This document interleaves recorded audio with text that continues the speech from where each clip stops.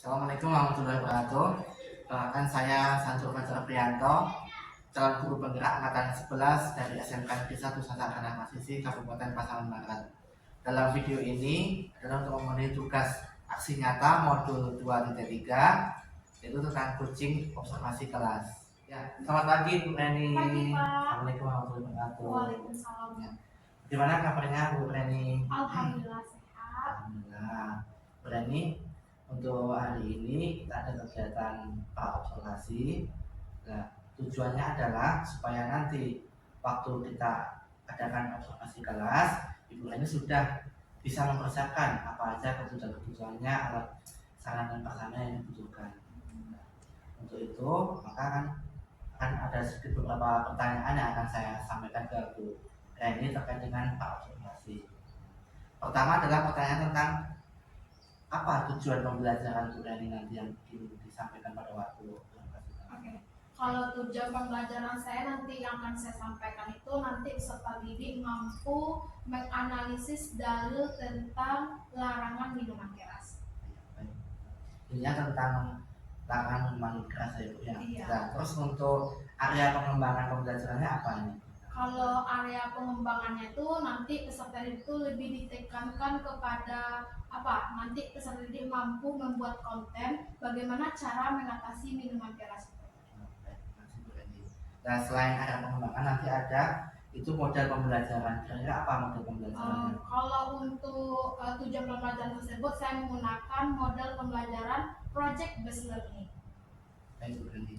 Nah, selain model pembelajaran nanti ada strategi pembelajarannya. Kira-kira apa strateginya? Iya, kalau untuk strategi pembelajaran itu saya lebih mengarah kepada pembelajaran berdiferensiasi.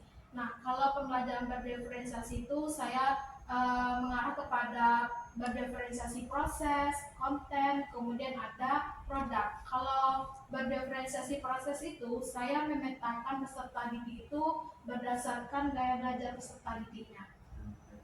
Ya. Ada audio. Iya, audio, ada visual, ada kinestetik. Nanti ada berdiferensiasi proses juga. Nanti kan berbeda-beda nanti itu. Ya. Baik, makasih Bu Reni. Dan setelah nanti ada standar pembelajaran, tentu kan nanti ada asesmen atau penilaian di akhir pembelajaran. Iya.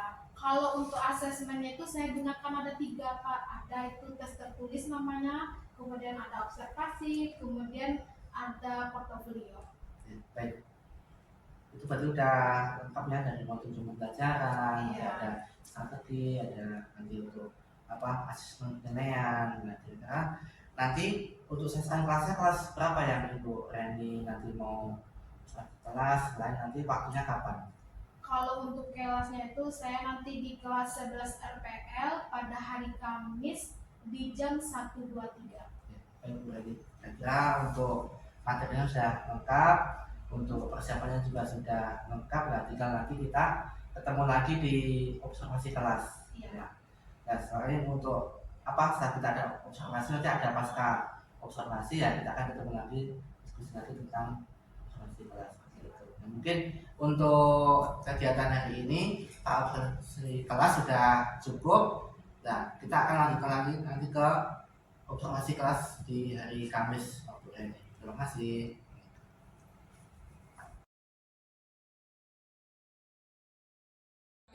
Assalamualaikum warahmatullahi wabarakatuh. Ketemu lagi dengan saya Sanjur Fajar Prianto, calon guru penggerak angkatan 11 dari Pasaman Barat. Hari ini kita akan melaksanakan observasi kelas dengan Ibu Reni Elisa dengan mata pelajaran PAI. Nah, untuk kelasnya adalah kelas 11 IPL. Sekian untuk video hari ini dan ke dalam kelas. Assalamualaikum.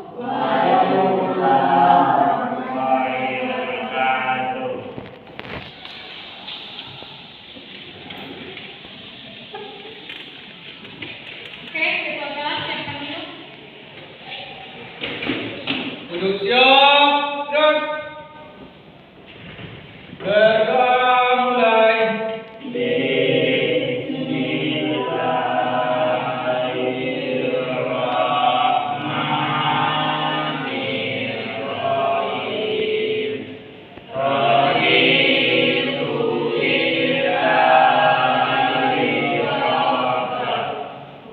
Amin.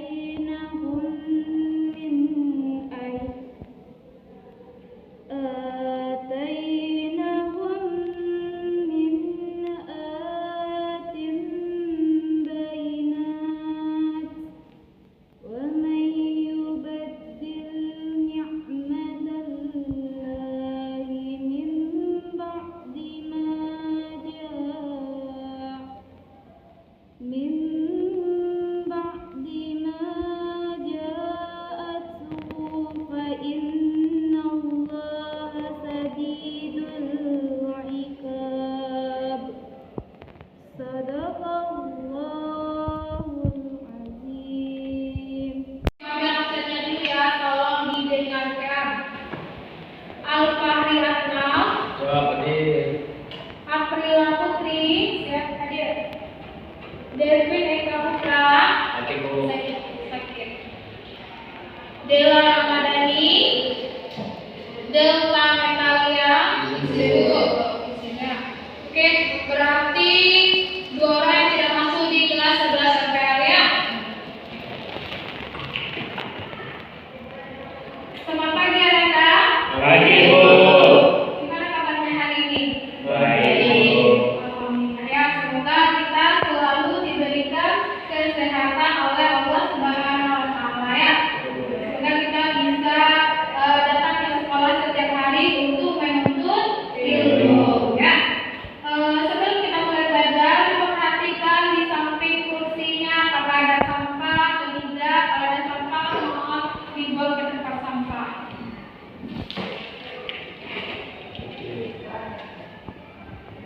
Baik, Anda siapa yang masih ingat materi kita minggu lalu? Ayo, Fahri, kenapa? Ya, tentang narkoba. Apa itu narkoba? Ya, sabu, ganja, betul ya. Apa lagi? Siapa yang tahu apa itu narkoba? Obat-obatan terlarang. Apa lagi? Ada yang tahu? Apa? Suntik-suntikan terlarang. Ya, orang memakai narkoba itu kadang menggunakan suntik. Ya, Masya Allah masih ingat anak ibu ternyata ya materi minggu lalu. Baiklah anak ibu, pada hari ini kita akan belajar tentang akhlak mazmumah, yaitu tentang minuman keras. Siapa sih tahu apa itu minuman keras? Iya, minuman yang memabukkan. Apa lagi? Ya, minuman yang beralkohol, yang mengandung alkohol. Kemudian, siapa pernah di sini yang melihat orang minuman keras? Mengonsumsi minuman keras. Di mana masih pernah lihat? Dekat pesta. Iya. Silakan membuka halaman 79. Di situ ada tujuan pembelajaran kita. Nah, tujuan pembelajaran kita yang pertama yaitu memecahkan masalah tentang minuman keras. Nah, yang kedua apa lagi? Membuat konten tentang minuman keras. Kemudian yang ketiga yaitu larangan dalam Al-Quran tentang minuman keras. Kemudian tujuan pembelajaran kita yang terakhir yaitu membiasakan sikap ya, taat pada aturan sosial, cinta damai dan tanggung jawab.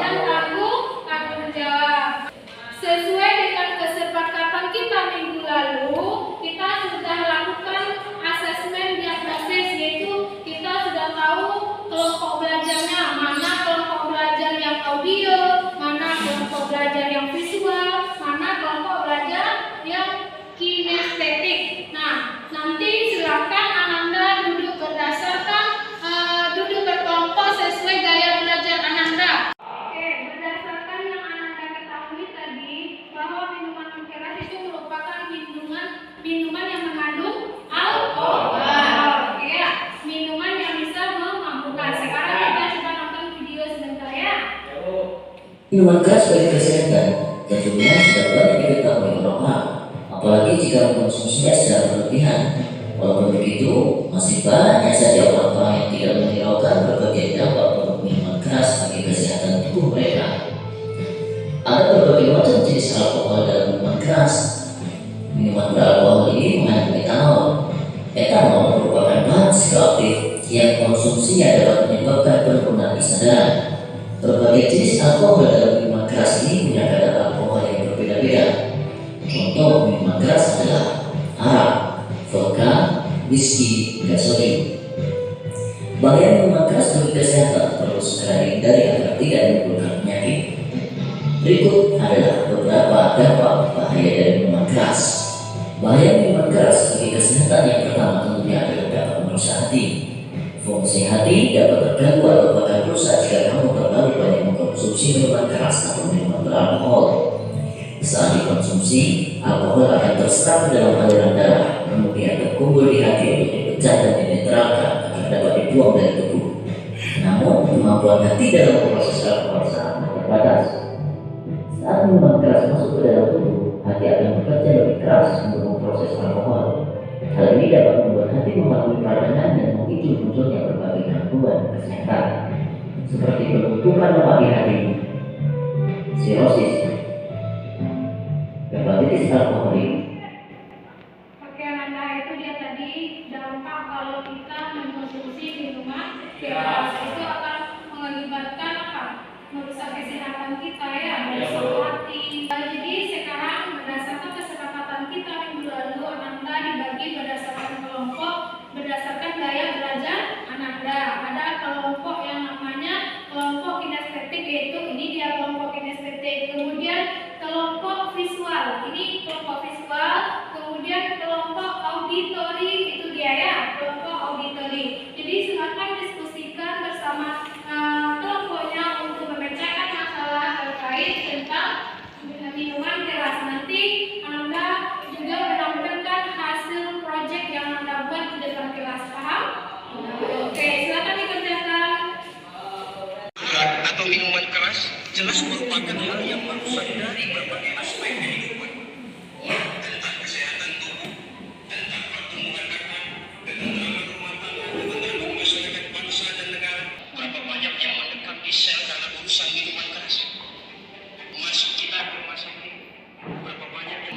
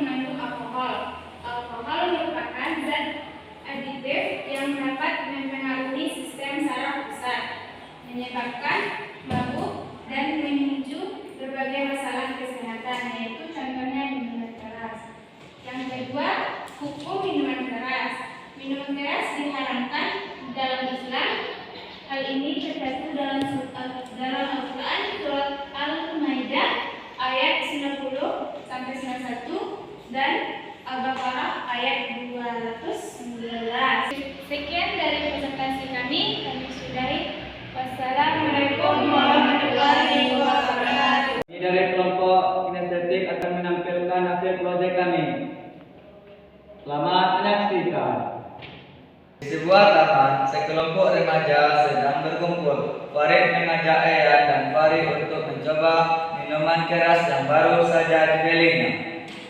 On, kita coba ini. Enak banget kalau bisa untuk kita relax. Ya, saya nggak mau. Itu kan minuman berbahaya. Jadi kita harus menjaga diri kita sendiri. Mari coba aja sekali.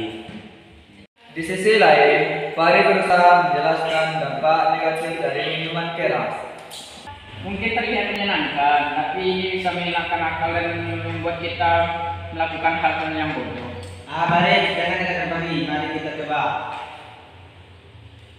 Beberapa minggu kemudian, Farid mulai merasakan dampak buruk. Dia sering mengalami sakit kepala dan prestasi sekolahnya menurun. Kamu kenapa Farid? Hari kemarin saya sakit, mungkin ini dampak minuman kemarin. Kan sudah saya bilang, minuman keras itu tidak baik untuk kesehatan. Melalui pengalaman ini, Farid, Eyan, dan Farid belajar bahwa menghindari minuman keras adalah langkah penting untuk menjaga kesehatan yang hubungan persahabatan. Sekianlah penampilan dari kelompok kami. Kami akhiri dengan Assalamualaikum warahmatullahi wabarakatuh.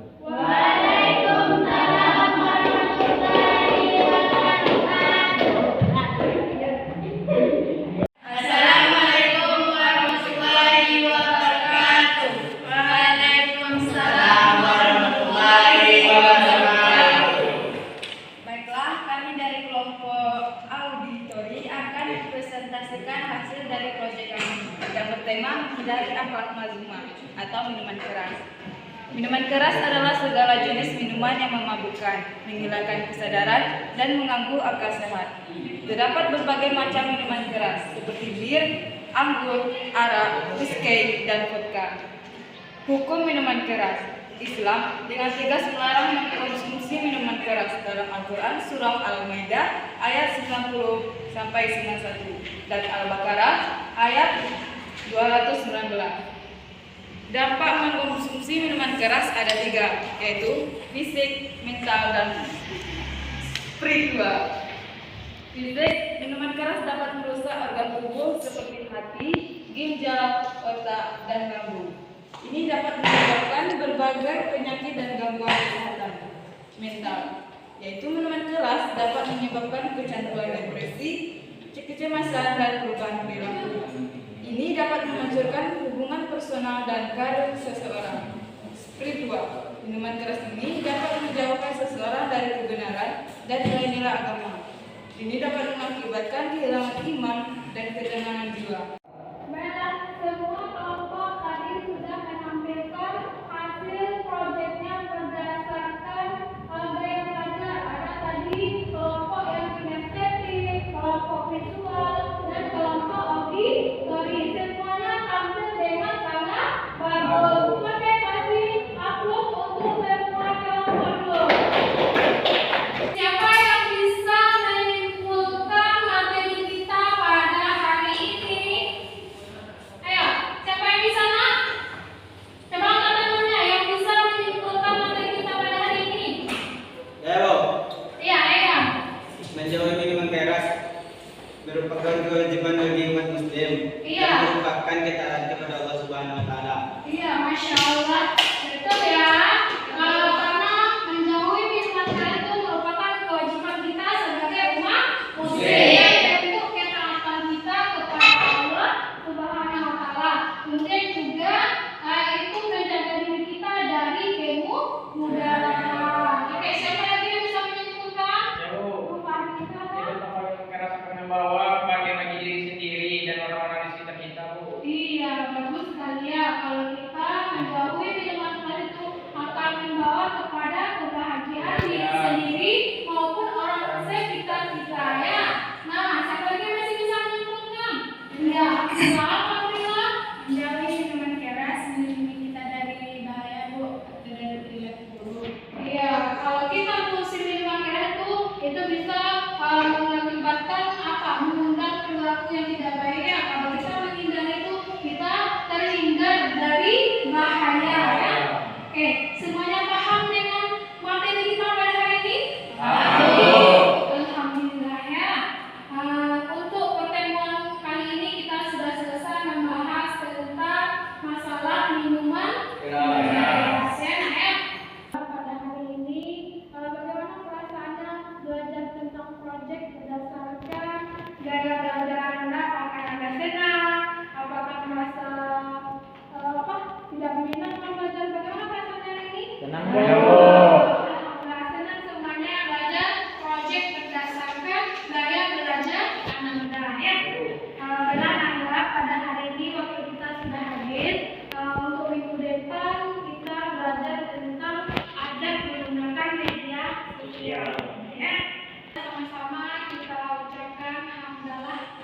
Oke,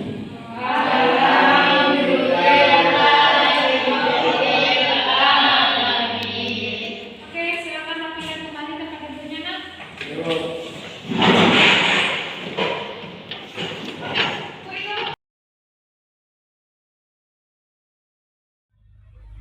Assalamualaikum warahmatullahi wabarakatuh. Hari ini kita telah selesai melaksanakan kegiatan yang lalu, yaitu kegiatan observasi kelas. Hari ini akan kita lanjutkan dengan kegiatan untuk pasca observasi. Nah, untuk kegiatan pasca ini masih ditemani oleh Ibu Reni Elisa, Bapak Guru Mapolda. Assalamualaikum. Waalaikumsalam. Gimana kabarnya Bu Reni? Alhamdulillah sehat. Alhamdulillah. Alhamdulillah kita mulai lagi untuk kegiatan pasca observasi yang akan kita lakukan, ya, kita tentang apa kegiatan Bu Reni yang kemarin sudah dilakukan di kelas. Nah, yang pertama saya tanyakan terkait dengan perasaan Bu Reni. Gimana perasaan Bu Reni selama kemarin kegiatan observasi di kelas? Alhamdulillah sedikit puas ya, karena masih ada yang belum sempurna menurut saya. Ada beberapa hal lagi. Dan sebelum begitu, saya kemarin ada sedikit catatan, tapi itu saya rasa sudah cukup baik untuk kegiatan pembelajarannya. Dan mungkin ada proses pembelajarannya itu seperti apa di kelas itu? Kalau untuk proses pembelajarannya, alhamdulillah itu sesuai dengan rencana yang sudah saya buat. Yaitu pada proses pembelajaran kemarin itu saya menyampaikan tujuan pembelajaran, kemudian melakukan pembelajaran berdiferensiasi. Alhamdulillah untuk kegiatan pembelajaran berdiferensiasinya saya menggunakan berdiferensiasi konten, proses, kemudian produk. Kemudian untuk mengelompokkan siswa itu saya mengelompokkan mereka berdasarkan gaya belajarnya. Ada audio, visual, kemudian ada kinestetik. Bu Reni, itu sesuai dengan catatan saya pas waktu kemarin itu sudah ada tentang materi diferensiasi, yaitu konten, proses, dan produk. Itu sudah ada semua waktu kegiatan kemarin. Dan selain itu ada juga tentang kegiatan apa itu yang tentang PJBL-nya sudah masuk ya, ada kegiatan proyeknya. Ya. Terus selanjutnya, bagaimana hambatan selama kegiatan berlangsung di kelas? Selama kegiatan belajar kemarin itu ada 3 hambatan yang saya alami. Yang pertama itu terkait alat dan bahan, kemudian keterbatasan waktu, kemudian dari peserta didiknya. Ada beberapa hal yang ditemukan dan ada hambatan itu. Nah, kira-kira untuk apa alasannya kenapa bisa terjadi hambatan-hambatan? Kalau terkait alat dan bahan itu masalah proyektor, karena di sini keterbatasan proyektor jumlahnya sedikit, jadi harus berganti-gantian untuk memakainya. Kemudian hambatan yang kedua itu keterbatasan waktu, karena proses pembelajaran kita menggunakan PJBL, jadi menggunakan waktu yang lebih lama, jadi siswa itu merasa terburu-buru dalam mengerjakan proyek, sehingga proses pembelajaran itu menjadi tidak maksimal. Kalau hambatan yang ketiga itu terkait apa? Peserta didik itu kesulitan dalam berkolaborasi dalam bekerja. Mereka itu tidak terbiasa dalam bekerja kelompok. Nah, mungkin terbiasa mandiri ya, untuk individual, Iya. kan ada dengan kelompok. Nah, terus untuk mengatasi solusi hambatan-hambatan nanti gimana solusinya? Kalau terkait proyektor itu nanti mungkin bisa kita jadwalkan jauh hari kapan proses pembelajaran ini menggunakan proyektor. Jadi biar tidak sama penggunaan jadwal proyektor ini dengan guru lain, biar tidak bentrok kan bisa kita memakainya. Kemudian kalau untuk terkait waktu, nanti saya bisa membagi proyek besar ini menjadi beberapa tahap yang lebih kecil dan lebih terkelola, kemudian dengan waktu yang jelas setiap tahapannya, sehingga bisa memudahkan siswa ini fokus pada satu bagian proyek saja pada satu waktu.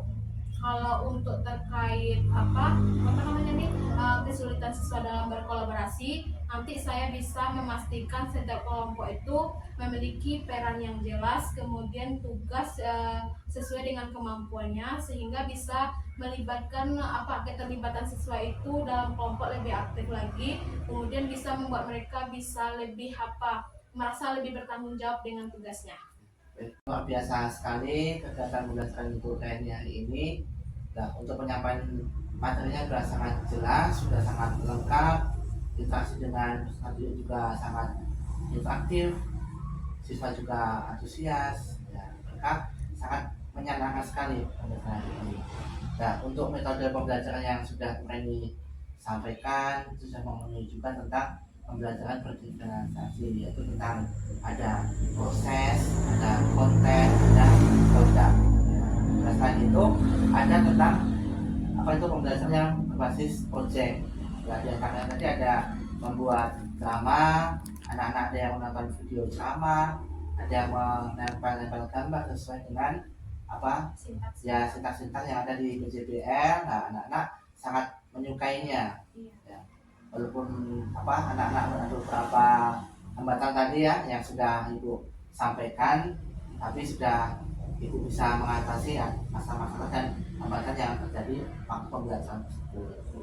Nah, mungkin di kegiatan hari ini kita sudah cukup, dan sudah sangat lengkap dan jelas semuanya. Ya, mungkin ada hal-hal yang ingin Ibu Reni sampaikan terkait dengan kegiatan hari ini. Saya mengucapkan terima kasih kepada Pak Sandro karena kegiatan supervisi yang Bapak lakukan ini saya bisa mengevaluasi diri, kemudian saya juga bisa memperbaiki proses pembelajaran saya ke depannya nanti. Baik, sama-sama Bu Reni. Ya, dengan kegiatan kita hari ini, mulai dari kegiatan pra-observasi, kegiatan observasi kelas, sampai kegiatan pasca observasi. Nah, alhamdulillah ini adalah akhir kegiatan kita, dan terima kasih sekali Bu Reni sudah membantu kegiatan saya juga dalam observasi kelas. Dan mudah-mudahan apa yang Bu Reni sampaikan itu akan membawa manfaat pada Bu Reni, manfaat pada peserta didik. Ya, mudah-mudahan akan nanti ke depan lebih sukses lagi Bu Reni. Nah, juga dengan kegiatan hari ini ada beberapa hal mungkin kurang dari saya, ya saya mohon maaf. Mudah-mudahan kita bisa saling mengevaluasi terkait dengan kegiatan yang positif untuk mendukung peserta didik di sekolah kita. Mungkin cukup sekian untuk kegiatan hari ini. Mudah-mudahan dengan kegiatan hari ini kita sama-sama mendapatkan manfaat, dan mudah-mudahan dengan kegiatan saya ini bisa lebih sukses lagi dan lebih semangat lagi kita untuk mendidik peserta didik ke depan. Sekian video dari saya tentang kegiatan supervisi kelas, yaitu tentang aksi nyata di modul 2.3. Terima kasih. Sekian. Assalamualaikum warahmatullahi wabarakatuh.